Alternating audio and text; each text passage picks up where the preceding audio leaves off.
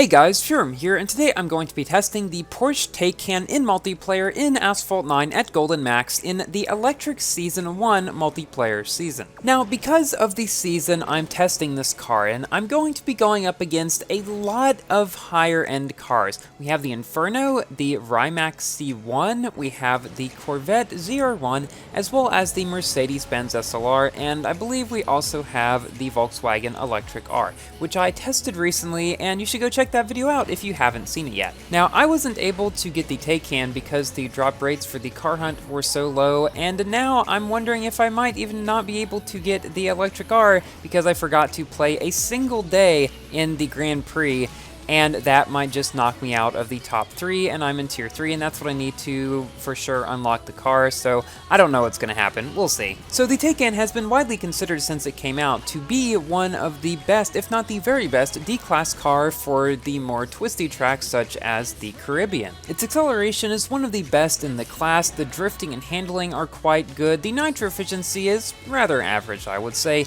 and the top speed is at 181 if you are not in perfect nitro, and at 188 if you are in perfect nitro.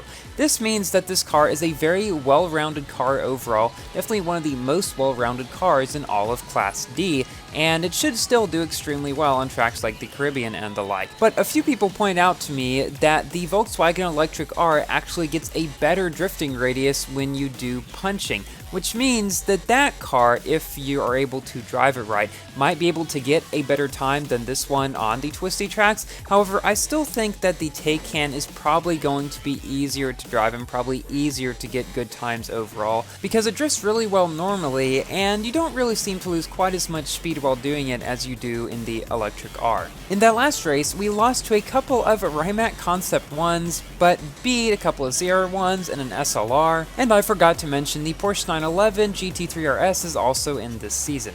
So pretty much, besides the Volkswagen Electric R and the Taycan, every other car is like 30 miles per hour or more faster. I mean, we saw this Inferno just coming up behind us with a crazy speed. I had this battle with him here. I was very afraid he was going to knock me down when landing. Thankfully, he didn't. That car goes around, I want to say 80 miles per hour faster than mine, which is just insane. And so because of all these fast cars, this video will probably have a bit of a different feel than a lot of the rest of ones that I have made. Because even though I am in the lower leagues of the season, because otherwise there would be no chance that I'd be able to beat any of these cars, it still was virtually impossible to, say, get first place. Now, I was able to get some podium positions, and those are generally the races that you'll see throughout this video, is when I was able to decently compete with the crazy high-ranked cars that I'm competing against, but overall, definitely, it was a lot more of a struggle than if I was racing this car in, say, C-Class, in Silver League, in a regular season. But I honestly think this just makes it all the more interesting and is a good change of pace from perhaps some of my regular videos. Oh, and I made the car this dark blue color, navy blue I guess it is,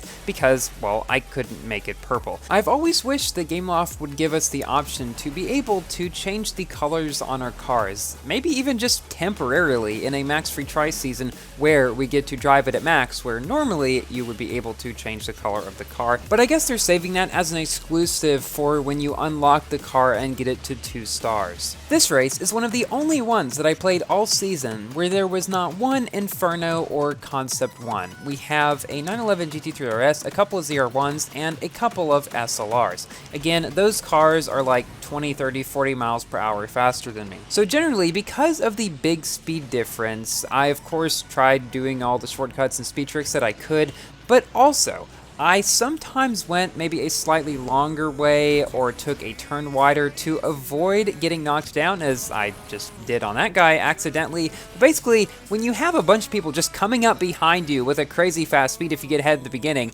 they're gonna knock you down even if they're not meaning to, just if you're in the way, just because they're going faster, and that's typically what happens. I mean, if you're in a lower nitro than somebody who's going faster than you, they bump you from behind, they have a higher nitro, even if they don't have shockwave, a lot of the times they will knock you down. And that's what I found early on in the season, so I definitely started watching my map a bit more closely, especially if I was in a high position, and then making sure to get out of the normal way of the track whenever a car was coming up behind me really fast. Because, I mean, even if you have to go a slightly longer way by like 1 second, that's better than getting knocked down and losing 3 seconds or whatever. I know I've said that in previous videos, but it especially makes a lot of sense when you're in a situation like this one where your car is a lot slower than most of the other people that you're facing. Now, this race right here was one of the only races in the entire season where I actually got into a substantial lead, where almost nobody else was on the map. And this is because a Rimac Concept 1 in the race, whose name I will not be pronouncing, wrecked earlier on. You may remember that around the big turn after the jump. That might not mean anything because there's a lot of those on Rome, but anyway, he wrecked, and now he's coming up on me very fast again. Throughout this section, when you go up those ramps back there, you can gain a large amount of speed. I thought I was going to be able to get first easily, but no, he caught up to me in like 2 seconds, passed me, thankfully not knocking me down since he wasn't in Nitro, and I come in a very close second, losing to that Concept 1, but beating a couple of ZR1s and actually another Taycan. I honestly didn't see too many of those, and we have another one in this race. How about that? Also, there are Apex AP0s in this season as well. I didn't see them too often though. By the way guys, I will be back streaming this weekend on Saturday at my usual time, 4:30 p.m. GMT or 11:30 a.m. Central, going back to my regular schedule of streaming every 2 weeks. Last week I took off because I was sick, in case you didn't realize, hadn't been watching the last few videos or something like that. But yes, I will be coming back. And after that stream, probably, I don't know, right after it, maybe, if you have Forza, I might be doing, probably will be doing, another Forza session. Because the thing is, the weekend after that stream is when I would normally be doing a Forza session. But I will be away that weekend, so I won't actually be able to record. And then the next weekend after that, I would be doing another stream. Then the weekend after that, Forza Horizon 5 will be out. So, probably after the stream this weekend, doing another one of those. And while there might be a slight uptick of Forza content in the coming month or two, because getting done with stuff in 4 before 5 comes out, and then playing with 5, and barely missing that little thing sticking out the road right there, there will be maybe a slight uptick in Forza content, but Asphalt will continue to be the highest priority, as I will be uploading, trying to at least, 2 videos per week on the channel about Asphalt. Now, this coming summer, I am not entirely sure what will happen. That is obviously a long way off, many months, but I just want to tell you guys ahead of time, I got accepted into a full 10-week actuarial internship at the company I've been wanting to get into for like ever since I heard about, like a year ago, which is absolutely crazy. I'm super looking forward to it, but I'm not really sure what is going to happen during that time. I'm still planning to upload,